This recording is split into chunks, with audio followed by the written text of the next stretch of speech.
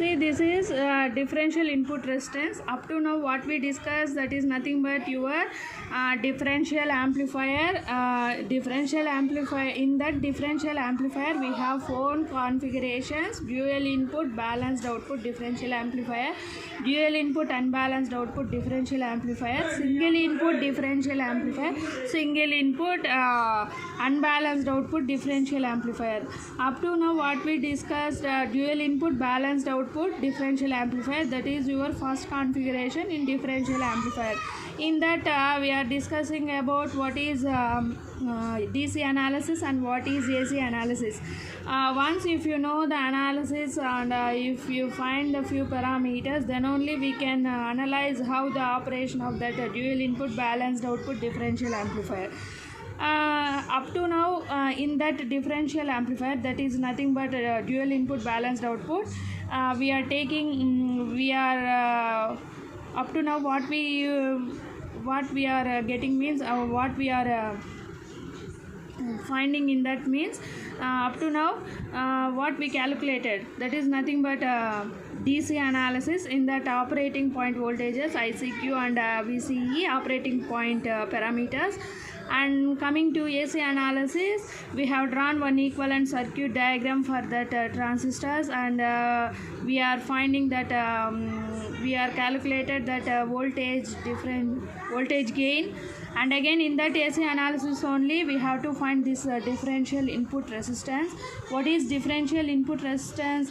R in 1 is equal to R into Y. R in 1 is equal to R into, here we are taking symmetrical transistors. Symmetrical transistors means what? Both are having same parameters. That means what is the collector resistor? That is the same collector resistor we are using at Q2. What is the emitter resistor for Q1? Same resistor we are using for Q2. That is the symmetrical transistor. If you want to say one circuit or two transistors are symmetrical, means we have to choose same parameters, same components to both transistors. That is nothing but symmetrical. Both are having same qualities, both are having same parameters, both are having same characteristics. That's it. So if you want to if you find R in 1, same that R in 1 is equal to R in 2. Here what is according to Ohm's law, what is R? R is nothing but V by I according to Ohm's law. Here we are finding R in 1, V in by IB. IB is nothing but your IE. So coming to IB is nothing but IE by beta AC. Already we know this is the general equation for transistors. So IB is nothing but IE1 by beta AC. Why we are taking AC? Here we are considering AC analysis. There we are using beta DC in DC analysis. At we are considering V into is equal to 0. Next if now what we have to do, we have to apply this IB value. IB value is nothing but this one, no? So we have to substitute here. If we substitute this IE1 by beta AC, that is nothing but IB value in this equation, how the equation becomes? IE1 value already we know. In last class only we discussed IE1, how to find IE1. We know one equation, that equation and remaining beta AC. How we are getting this equation? See here. Go through once that equation also. And again if we calculate, this becomes, how this will be? This one and this equation. This went upside, no? Now how the equation will be?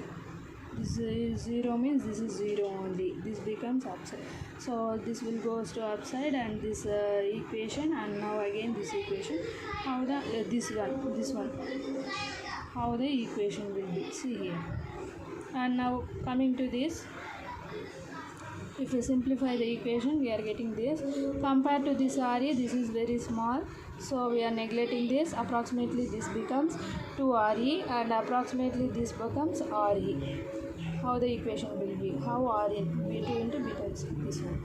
Next, coming to differential output resistance, same RE only, simple RE. Inverting or non-inverting input is nothing but V not equal to capital RE by small RE into V in minus V into. This is nothing but your inverting and non-inverting inputs. This completes your complete dual input balanced output differential amplifier. Up to this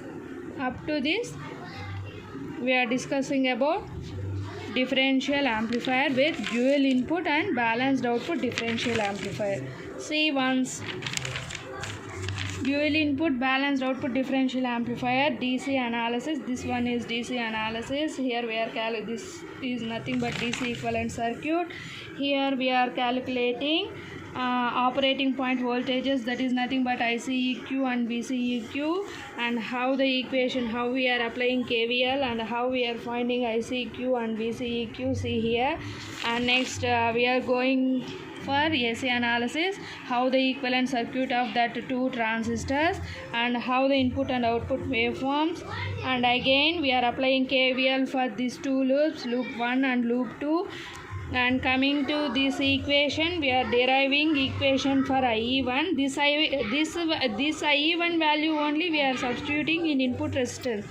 We are getting some IE1 value. This where we have IE1 value. This is nothing but your IE1, no? So IE2 also same. Here we are calculating V0 RC value and what is IE2 and what is IE1. This is IE1 and what is IE2, and finally output voltage, how the equation will be. This is nothing but output voltage V RC by RE, how the voltage gain, output by difference input voltages RC by RE.